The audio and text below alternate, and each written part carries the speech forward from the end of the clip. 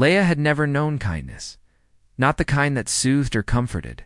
Every human hand she'd encountered had brought pain, roughness, punishment, cold steel traps, and cages. Born in the wilds of West Texas, she was taken as a cub by poachers, who saw no value in her life beyond what her coat might fetch. By the time wildlife officers raided the makeshift operation, Leia was half-starved, trembling in the farthest corner of a rusted cage, her golden eyes dulled with fear. No one could get near her. She snarled, flinched, and curled into herself whenever anyone approached. Even attempts to feed her were met with panic. When she was transferred to the Westland Wildlife Rescue Center outside Amarillo, the staff weren't sure she'd survive, and even if she did, what kind of life could a creature so deeply broken ever hope to have? That's when Alex arrived. A 72-year-old retired game warden. With hands weathered from decades in the field, Alex had seen it all. Bears, wolves, eagles. He'd even once nursed a cougar back to health. He didn't say much when the director walked him through the shelter. He just nodded, scratched his beard, and listened. When they reached the back corridor and the director gestured toward the final enclosure, Alex stopped walking the moment he saw her. There in the dim lighting was Leia. Her coat, a dull beige flecked with darker rosettes, twitched as her muscles shivered beneath it. She was curled so tightly into the corner it was hard to tell where her body ended and the concrete began. Her ears were pinned flat, her tail wrapped tightly around her like a shield. But Alex saw something else, a tiny flicker behind her fear, something just barely holding on. He said nothing, just slowly lowered himself to the floor in front of her enclosure and sat down. No clipboard, no cage keys, no meat bribe, just silence. The director blinked. You going to do your evaluation? Alex didn't look away from Leia. I already am. Hours passed. Staff walked by, curious at first and concerned, but Alex remained where he was, unmoving, quiet, breathing slow and calm. Leia didn't move either, but her ears twitched now and then, subtly picking up the unfamiliar stillness of this man who wasn't forcing her, wasn't threatening her. She didn't look at him, not directly, but she hadn't retreated further. Either that was enough for Alex. He came back the next morning, and the one after that each day. He sat in the same place, didn't speak, didn't flinch, didn't try to touch her sometimes. He brought a small piece of cooked rabbit meat and placed it halfway between himself and the bars. The first few times, it sat untouched. Then one morning, her nose twitched. Then a paw inched forward. She snatched it and retreated, so fast it almost looked like a ghost had taken it. Alex didn't smile, didn't celebrate. He just came back again the next day, and the next. By the end of the first week, Leia no longer trembled when she saw him. She still didn't come forward easily, but she stayed alert, watching him. Her ears were no longer pinned, but half-raised. She even shifted closer, just a foot or so, when Alex reached slowly into his coat pocket and offered a piece of meat in his open palm. Leia hesitated for nearly 10 minutes, then stepped forward and took it. Her whiskers brushed his fingers. Alex stayed still, his breathing shallow. That night, for the first time since she arrived, Leia didn't curl up in the corner. She lay near the center of her enclosure, eyes watching. The door, the other handlers took notice. They had tried everything: behavioral conditioning, sedation, even soft music. Nothing had worked, but this old man, with his silence and patience, was making the impossible happen. One of the younger interns asked, "What's your trick?" Alex shook his head slowly. "Ain't no trick, just respect. She's got every right not to trust us." By the second week, Leia would walk to the front of her enclosure as soon as she heard Alex's boots in the hallway. Her eyes no longer darted. In panic, she began rubbing her cheek gently against the mesh as he sat down, still too wary for full contact, but clearly recognizing him. Then, one morning, something changed. Alex held out his hand, empty this time.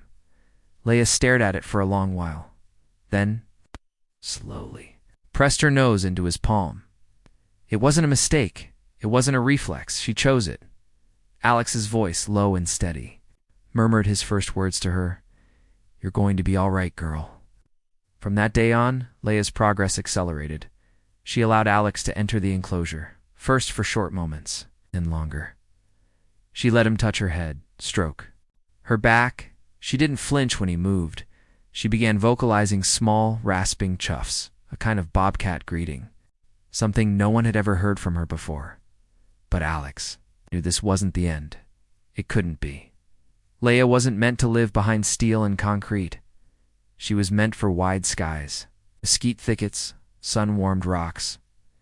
He brought the idea to the director. "We need to get her back into the wild." The response was hesitant. She might be too far gone, too used to people. "What if she can't hunt?" Alex nodded. "That's why we teach her." They struck a deal.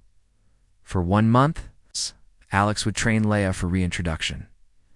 If she showed signs of readiness, they'd proceed. If not, she'd remain as an ambassador animal under Alex's care. Over the next 4 weeks, Alex transformed her. He moved her to a large outdoor enclosure backed up to the edge of the reserve. No more bowls of food, instead. Food was hidden, suspended, buried. Leia had to search pounds, dig, at first. She was clumsy, hesitant, but instincts stirred. One afternoon, she leapt 6 feet in a perfect arc and caught a moving lure. Mid-air. Alex clapped once from his perch on the hill. "That's my girl." They tracked her endurance, her reactions to wild smells, her ability to stalk, leap, hide. She passed every test. On the final day, the director watched Leia bound across the enclosure, silent and deadly. "She's ready," he said quietly. Alex nodded but said nothing. That night, he sat alone by her pen, watching her sleep. She was strong now, wild again, but part of him ached at the thought of letting her go. The release was scheduled for early dawn, at a protected site deep in the Palo Duro Canyon area, where other bobcats had been sighted and no major human development existed. The transport cage sat secured in the bed of a pickup truck. Alex rode beside her, fingers resting gently near the bars. Leia lay calmly, her golden eyes meeting his now and then, not with fear but recognition. When they arrived, the sky was just beginning to pale. The grasses waved in the morning wind. Alex stepped out, helped lower the cage to the ground, and knelt beside it. He unlocked the door but didn't open it yet. He looked into her eyes. "This is yours now, girl. No more cages." He unlatched the final lock and pulled the gate open. For a long moment, Leia didn't move. The wind stirred the grasses beyond, carrying the scent of earth and dew, of juniper and wild freedom. Inside the cage, time stretched. Thin, holding its breath, Leia's golden eyes blinked slowly. Her nose lifted. Catching the new air, she sniffed, cautious but curious, and then shifted her weight. One paw stepped forward, then another. Her movements were deliberate, weary, but deliberate. She paused just at the edge of the cage's threshold, muscles visibly coiling beneath her fur like tensioned wire. The rising sun lit a soft edge along her back, casting a golden sheen on her once-dull coat. Now shimmering faintly with vitality, she stretched slowly.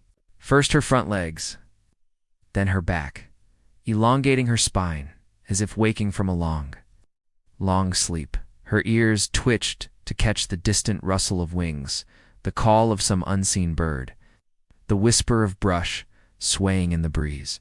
And then she did something Alex hadn't expected. She turned her head, her eyes locked onto his, and for a moment, the world fell completely silent. It wasn't a long look, not enough to mean anything to someone else, but to Alex. It was everything. It wasn't fear in her gaze. It wasn't confusion. It was awareness, recognition, and maybe, just maybe, something deeper, an unspoken thank you only the wild could ever say. Then she was gone, with a surge of muscle and grace. She lunged into the underbrush. Her body rippled like silk as she vanished into the grasses and shadows, not looking back again. only the faint tremble of branches, and the echo of her movement remained. The silence that followed was filled with presence. Her presence lingering like the ghost of something beautiful. Set free, Alex stood and watched until she was fully out of sight. The wind tugged gently at his flannel shirt, threading through the silver in his hair, and for the first time in years, his eyes welled with tears. They didn't fall, not yet, but they shimmered in the corners, catching the rising light like dew on dry leaves. "Go live, girl," he whispered, his voice thick and trembling. He didn't move for a while, just stood there with the cage open and the dawn around him, letting the wind pass through his fingers. Like it carried part of her spirit. It felt like a chapter had closed, but not an ending. More like the passing of a torch. From the old to the wild, 6 months passed. The world turned its seasons. Summer burned across the Texas plains, faded into crisp autumn, and then softened into the brittle chill of early winter. Through it all, Leia's GPS collar continued to ping. Each signal was more than just coordinates. It was a pulse, a living heartbeat in the wild. She'd established a range. Several square miles of remote canyon land, far from roads and fences. Her hunting patterns were logged in data sheets at the rescue center. Night movements, pre-dawn kills, shifts in elevation, and territory boundaries. Alex read them all. With the careful reverence of someone studying sacred text, one trail cam image caught her. Crossing a creek, water splashing at her legs, her fur sleek and radiant. Her ears were forward, her tail low, but relaxed, wild, whole. But then something changed. Alex noticed it first, in the data, a curious loop.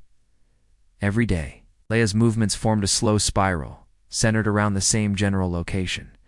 Not the usual erratic foraging. Not the long treks across territory lines. Just a tight, patient circle. Over and over, he didn't say anything at first. Didn't even let himself believe it, but deep in his gut, where old instincts still lived, he knew. She was nesting. Weeks later, the field team confirmed it. From a safe distance, using binoculars and motion cameras, they documented the evidence. A den. Tucked beneath a weathered rock shelf, half buried in thick brush. From the shadows, 3 smaller shapes emerged. Bobcat. Cubs, their coats still fuzzy with youth, ears comically oversized. Eyes sharp and wide, they wrestled, climbed, pounced on each. Others' tails, then scrambled back into the den when a hawk called. Overhead, all of them healthy, all of them born in the wild. Alex stared at the printed report the director handed him. The paper trembled slightly in his fingers. The field notes confirmed everything.